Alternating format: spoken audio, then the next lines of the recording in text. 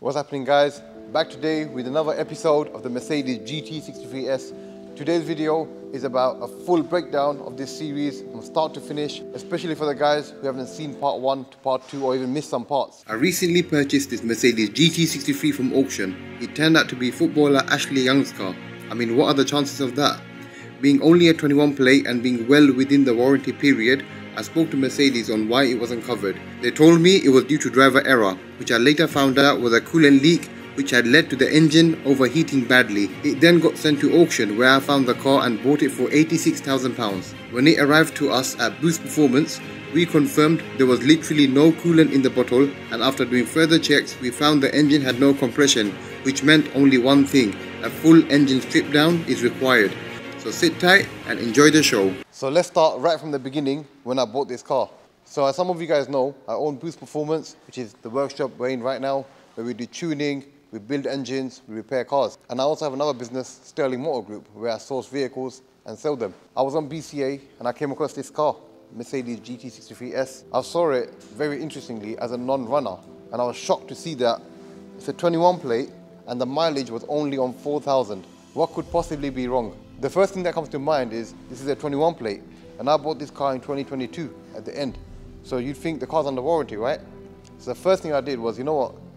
I thought, without doubt, I'm buying this car, no matter what. I'm buying this car, that's the first thing. Second thing I thought, it's under warranty, so why not try push it through that way? So I rang Mercedes and I asked them, I said, I want to book the car in. So they said, the car's already been to Mercedes and it got rejected. And I was like, what's the reason for that? So they said driver error. And if you can break it down further, they eventually told me the coolant came out. What they told me was a bit weird. They said a stone hit the radiator pipes and the engine blew up. That made no sense to me, but I thought, however, I understand what's going on. It's a non-runner, let's go for it. So yeah, after that, the auction came forth. I had in mind to buy the car for about 75k, and funnily enough, the first bid was about 76k. It was provisionally sold. The vendors, being Mercedes-Benz, denied that, so we went on for auction again, where I bought the car for £86,000. Come on, let's go. GT63s is mine.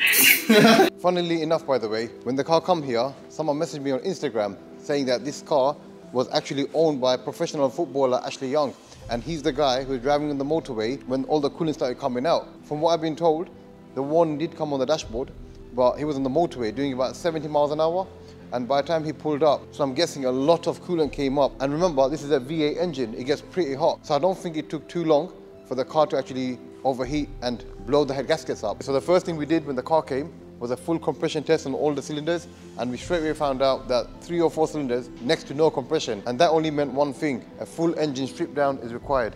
There you have it, guys. The V8 twin turbo M177 engine is out of the GT63s.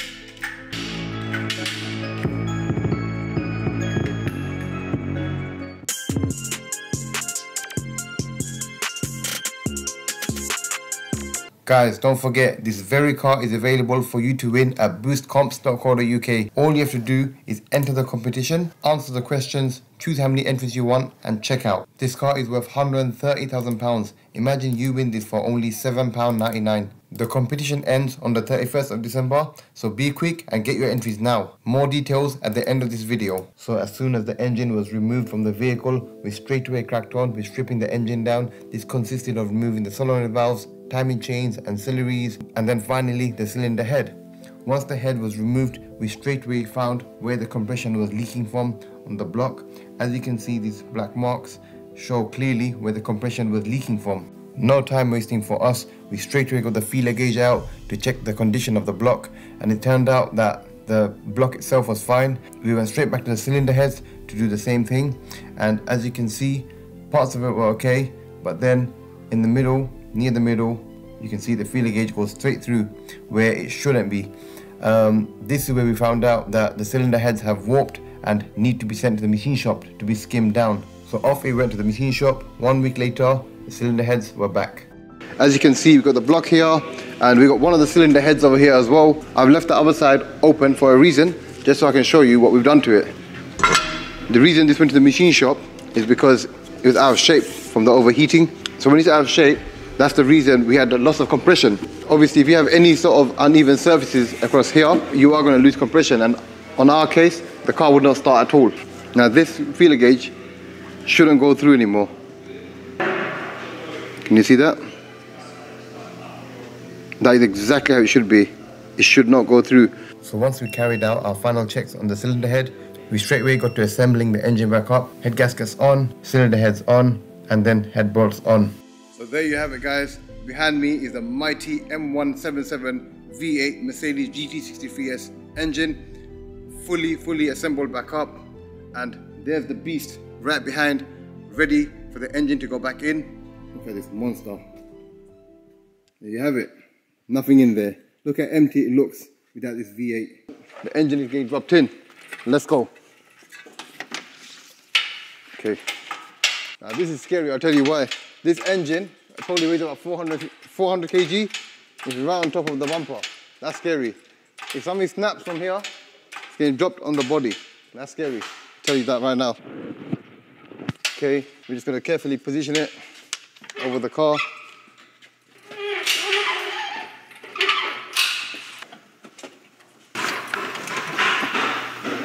So at the moment, we're just slowly dropping it down, very carefully. Ready?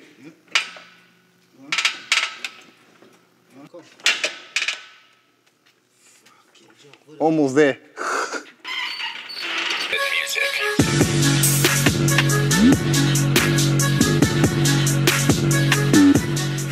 Very tight clearance here. It's a bit of a struggle to get this gearbox in.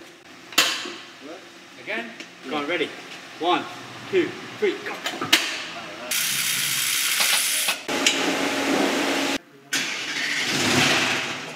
So we have primed the engine a few times now to make sure the oil has circulated around the engine. We're now going to go for the official start. This is the big moment. Go for it. Let's start the engine up. It's on. The car's on.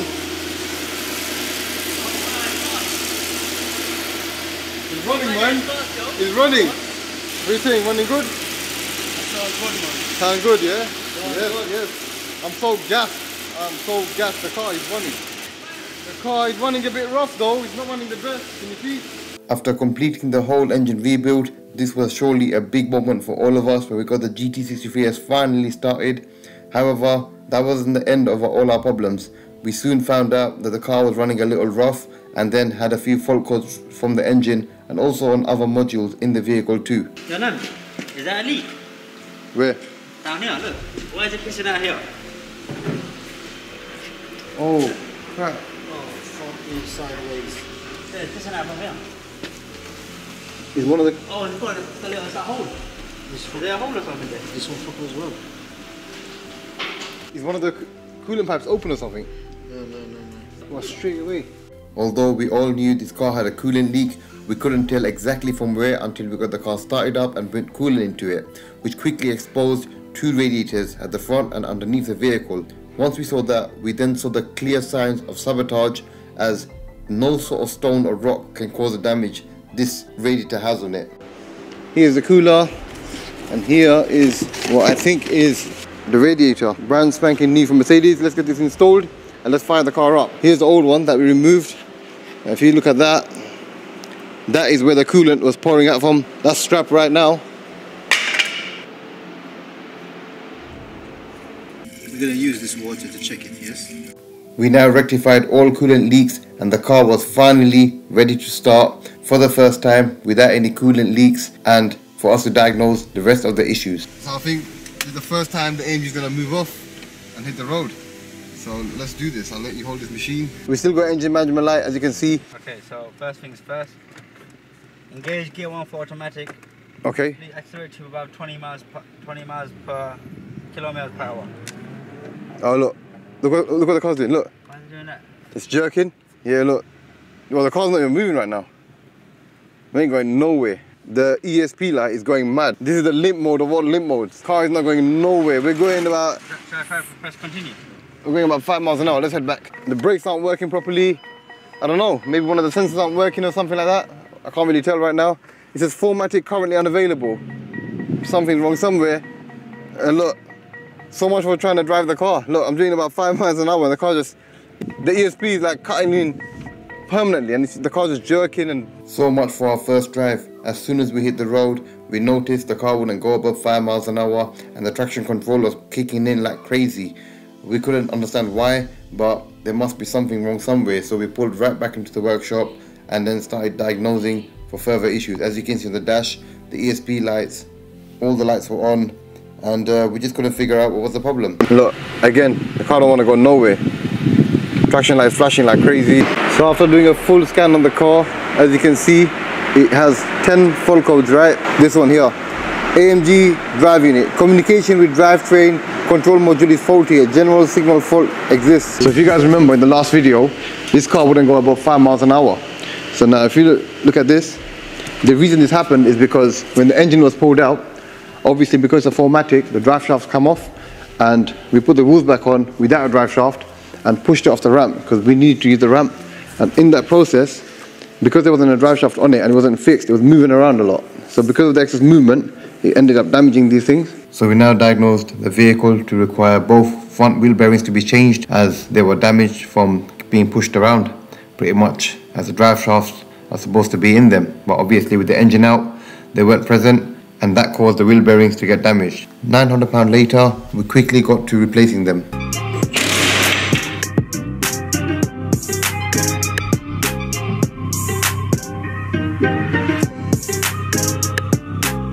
So both the bearings are now back on, wheels are on.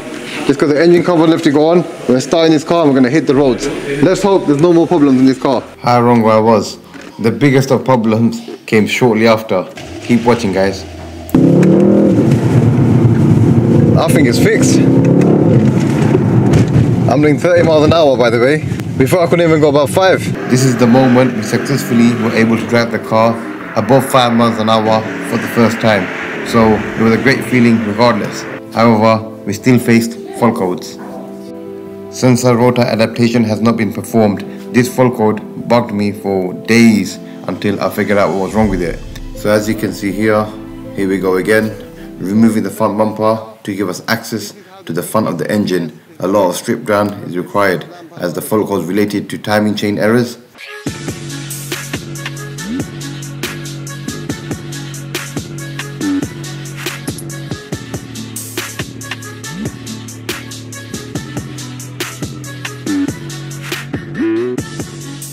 Yep, here we go again. This is the intercoolers coming out, giving us access to the front of the engine where the timing chains are located.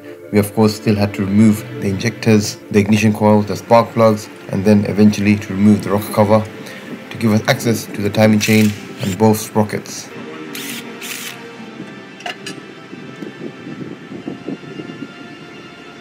Now because we had timing fault codes, the first thing we did was check the timing, because at the end of the day, we're all humans and we can make mistakes. So we attached the timing tools to the camshafts and then the lock on the crankshaft to check the timing. It turned out that the intake side was slightly out, which we thought initially is our mistake. So then we just retimed the engine as you would and put it back together again. So we're going to check for fault codes. Engine manual light is still on, as you expect. What we're going to do now is clear the code off the dash and just hope that the problem is now fixed. So initial scan, we have 10 fault codes, all of these have come back. After all that stripping and retiming the engine, it's come back. So who can tell me what the problem is here? Because I tell you right now, I've got a feeling I know what's going on here. Let me jump out. So this is the point where we realized that even after correcting the timing, we still had the same fault codes. Something is definitely throwing the timing off. What could it be? Knowing that the fault codes were coming from only one side of the engine, it can only be a number of things if it's timing related. As you expect on YouTube, there's always one or two haters commenting silly things like, you've done this wrong, you can't do this, you're not capable, send it to the dealer, this is not for you. On this case, I had quite a few comments like this, and here's me sending out a message to them. So some of you guys watching are probably thinking, we're looking like amateurs right now. But let's get this straight, yeah? How many workshops in the UK are touching cars like this? Mercedes rejected this vehicle, get that right. They wouldn't dare touch this car. They would replace the engine, they wouldn't do it. There's not many workshops in the UK that actually dare to take one out, strip it down, reassemble it, all right? We did that, but it takes a lot to do that as well. Investing in this car, buying it as a non-runner, that's step one. Stripping it down and rebuilding it, step two. And facing problems like this, it's all a risk and it's all part of the process. So you haters out there, Shut your mouth. Yeah, just joking, just joking. But yeah, I think that's it really. You know the score, GT63s, fully stripped out, and I think we're gonna strip it again. It's part of the process. Sometimes when you diagnose a car, you have to go back and forth till you get it right. That's how we do it. A lot of people give up, that's not like us, so yeah. Something in this engine is causing the timing to be thrown out. However, since we're there anyway, I thought it's wise to change the timing chain tensioner and the chain at the same time, because it's so much strip down required to go back to it if it's not the adjuster. So in this box, I have the timing chain adjuster. Here's a brand new timing chain. These are all genuine parts from Mercedes, and also a brand new tensioner as well. We have now installed the new timing chain, the new tensioner, and also the camshaft adjuster. The only thing I gotta do now is pretty much start the car up, and we're gonna have to see if it has solved our problems or not. I can't wait to do this, but I got a good feeling. Let's do it. Start up. What I now need to do is rev it up to about 3000 RPM and hold it, because that's usually when the fault codes come back. On stationary, the fault codes do not come back. So rev it. Hold it for 2 minutes, yeah? I can't wait to find out, man. It's a big flipping moment. Look at the state of this car. Alright guys, let's do it. Let's scan the car. All I'm gonna say is, I've got a good feeling about this one. Don't let me down. Whatever happens, don't let me down. Alright, let's have a look at the report. And there you have it, guys. The fault code has not come back. Look, it's gone. It's fixed. Yes, man. Finally. Yes. Finally. We've done it, man. We've fixed the GT63s. I can't believe it. Them fault codes have not come back. The only thing we're gonna have left is one fault code for this car, and it's gonna be sensor rotor adaptation has not been performed. This, however, has to be done on the road. When I tried to do it in the last parts of this video, it said that once you erase the sensor rotor adaptation, you need to take the car for a test drive. But remember, we had the other fault codes from Bang 2, which is why we couldn't do it. But you know what? We smashed it. The GT63s is finally fixed. The only thing we're gonna do now is box off the front end and then go on the road and do the rotor adaptation. And I guarantee you, this time when we hit the road, the car's gonna get coded and there'll be 0 fault codes, and this car's gonna be flying. 640 horses flying.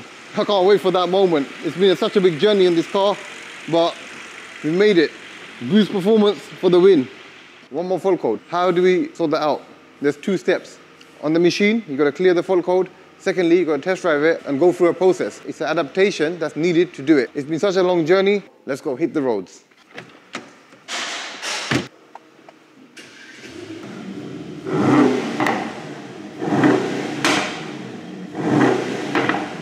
So now, all we gotta do is hit the roads and complete the process. And this time, we will be successful. The reason I say that is because previously, we had faults from Bank 2 in regards to the timing. And because of that, we could not do it. It just wouldn't work. We've done it like 10 times. It didn't work. Today, I am 99.99998% sure that it's gonna work. Okay, so next step. Perform teaching process, sensor rotor adaptation during driving operation. And for that, the car needs to be above 600 RPM, which I am. It's on idle. In order to do this, I need to set the gears to manual. There you go. That's manual gears. I must stay in gear 1 and keep the revs above 4000 RPM. And from that, I have to do 11 decelerations, and each deceleration has to last for at least 4 seconds. Sounds a bit complicated, but I'll get the hang of it. First gear, let's go. Go above 4000 RPM and decelerate. Yep, I've done 7, 8, 9. I've done 9 so far. By the way, it doesn't mean I have to do it 9 times. It's how long it lasts for. That's it, done. So if I pull over, adaptation was completed successfully. Continue. Do we still have an engine management light? Yes, we do. So what I now need to do is go back to the main screen and clear the codes with the ignition off, and we should have a clean dash. Let's do it. Erase codes. Trouble codes are not detected. Moment of truth, guys. And just look at that. Tell me what that says. All I can see is a handbrake. This is where the engine management light was. Nothing else left. Clean dash. Tire pressure. Oh, it's not touchscreen. Check tyres. Service A overdue. We've just had a major service, so no worries about that. Reserve fuel level. We'll go get a full tank now. And that's it. This machine is going to get packed away. So now the Mercedes GT63s is 100%. How do I prove it? All I need to do now is switch it from comfort to race mode. Let's go for a blast. Let's go. My bloody hell! What an amazing time this was. After all the days and hours of hard work I put into this project, it was finally up and running 100%. This is one of them feelings you can't explain, but just appreciate.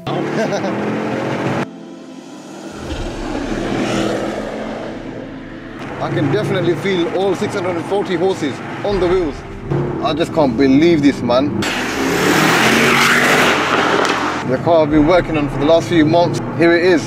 Engine's alive, no engine lights. Sounds like a bloody beast. This car is scary, man. Let's see what this car takes. Shell Is this the first full tank you've ever put in, yeah? I think so, yeah. Let's see how much it takes.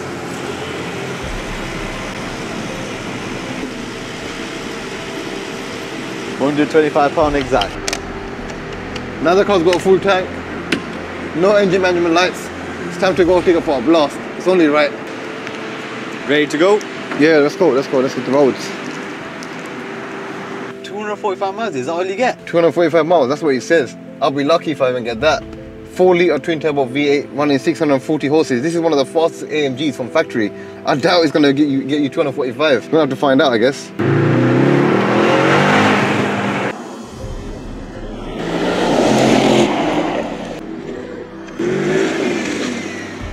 So this car has a 0 to 60 of 2.9 seconds. What's the point of saying it unless I show you? Let's put this car into launch control mode. First you flick it to race, and it's quite straightforward.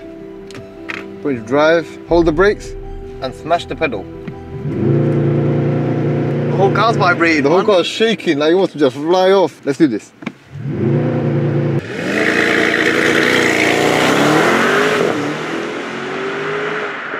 Alright, so I'm sure you guys really want to know, more than anything right now, how much I've spent on this vehicle so far. Let's do that. Got a bunch of receipts here, all from Mercedes. I'm going to give you a full cost breakdown of parts and labour as well. Let's start off with the parts. So first of all, this car, as you know, it overheated and it needed 2 head gaskets replaced. So head gaskets and head bolts for the cylinder head cost me £314. We also ordered 2 oil coolers for the front, because if you remember, the whole reason this engine failed is because the oil coolers had some damage on it and all the coolant fell out. And from that, the car was driven, it overheated to the point that it would not start anymore. 2 oil coolers, they cost a total of £526.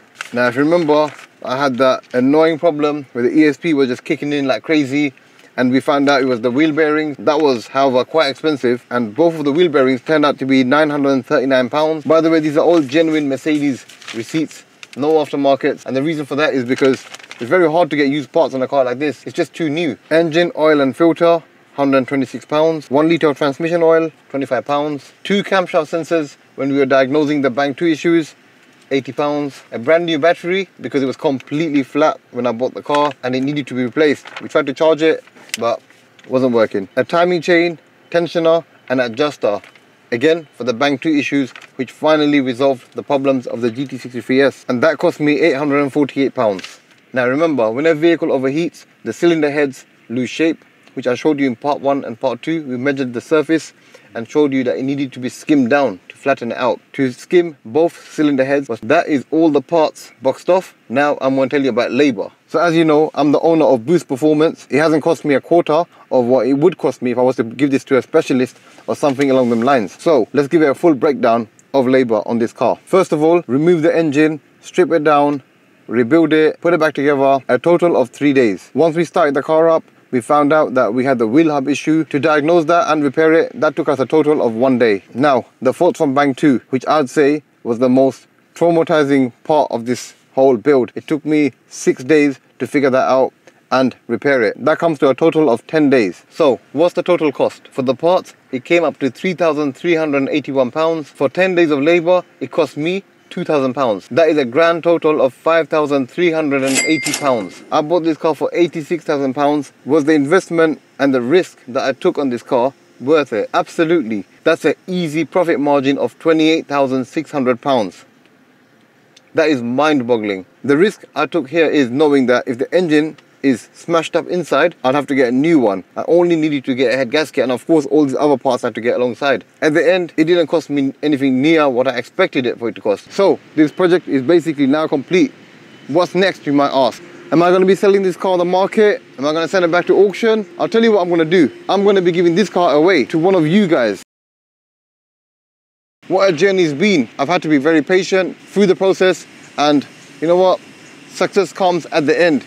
You work hard, you strive hard, you get good results. That's where we are today. And I'm now next to this beast on the road. We've did it. Boost Performance has done it again. So as some of you guys know, I've recently launched my new business, Boost Competitions. As you also know, I have put this GT63s on there where one of you guys can win it. But what I want to do now is let you guys know why I launched the business, Boost Competitions. So as you guys know, I'm a YouTuber and I buy cars from auctions, repair them, and I sell them on. So the idea initially came when I thought, why sell it when I can just give it away to you guys? It kind of benefits all of you guys if I give you guys a chance to win as well. And at the same time, with the support I get from the competition site, I can always provide you better content, which is what I promised. So you're probably thinking, here's another YouTuber and another competition page. I'll tell you what, my one's not the same as the usual competition sites, and I'll tell you the differences right now. Starting with, my platform is an education platform. So what I mean by that is, I've got hundreds and hundreds of comments of people who say they benefit from the knowledge I give back to them on this platform on YouTube. So I thought to myself, I can also do that through my competition site, because the questions I ask on there are quite technical, and not everyone can just get the answer right straight away. So in a way, I want to give you back my knowledge, what I have in the automotive world. What I'm doing in my competition site is giving you guys back my knowledge as well in that way too. So not only do you have a chance to win a car, you're also educating yourself in this field, something that I'm guessing all of you are passionate about. Moving on from that, a lot of comments have said, oh, you're gambling, this is a gambling site and stuff. You know what, I've answered this question so many times, so I'm not going to get into it, but I have broken down everything in the website's FAQ section. If you go there, everything is broken down, whether it's permissible or not, and whatever questions you have, it's all there. If not, send me an email and I'll be happy to answer your questions. I also had a lot of people questioning about religion and permissibility, even about that. It's all on the FAQ section. And just to get one thing clear, any gambling site in the UK have to be regulated by the Gambling Commission, which I'm not, and I'm not required to. So that automatically answers the question. Just head over to BoostComp's FAQ section and all your answers are there. Now, let's talk about entries. If you go to all these competition sites, you might be arguing that you can get cars for 20 pence, 89 pence, 99 pence. So let me tell you the difference of my one. If you go to their websites, you will see the entries on there are at least 150,000, 250,000 entries. My one, especially, let's talk about this competition, is only on 26,000 entries maximum, which basically means one thing only. It means you have way more chance of winning compared to 150,000. That's like the national lottery. You might as well go play the lottery at that rate. It doesn't make no sense. But this way, with the limited amount of entries, at least you have a much, much higher chance than those which are next to impossible of winning. Also, next week, I'm doing a Q&A with my team here. So if you guys got any questions regarding the competitions, my YouTube channel, content, what you want to see, any questions about this project, whatever you have to say, they're going to get answered. Just leave your comment below and we'll be happy to answer your questions next week. So let's talk about this competition right here. Entries are only £7.99, maximum entries are 26,000, and someone's going to win it. The draw ends in December, Christmas time, and I'll be announcing the lucky winner then. Some of you guys are probably thinking £7.99 is too much for this car. I'll tell you right now, this car retails at £130,000. That's a lot of money there. It's a lot of money. So I think the entry amount justifies how much this car is worth and also how many entries are there. 26,000, not 50, not 100, not 200,000. So I think the £7.99 is more than justifiable, and the person that wins it is going to be a very happy man. I'll tell you that right now. So in my first two competitions, I usually put a discount code at the end or in the middle, just to let you know that won't be happening for this car. This car is set at £7.99. Whether you buy it at the end, the middle, or the beginning, price will remain the same. Take advantage of it, get involved, and I'm looking very forward to seeing the winner. Thank you very much for watching this episode. I hope it has given you a valuable insight of this project from start to finish. As it stands, is very much complete. Running stage 2, 800 bhp, and hopefully one of you guys get your hands in it. As usual, like this video, subscribe to my channel if you're new, drop me a comment, and I'll see you guys next time. Peace.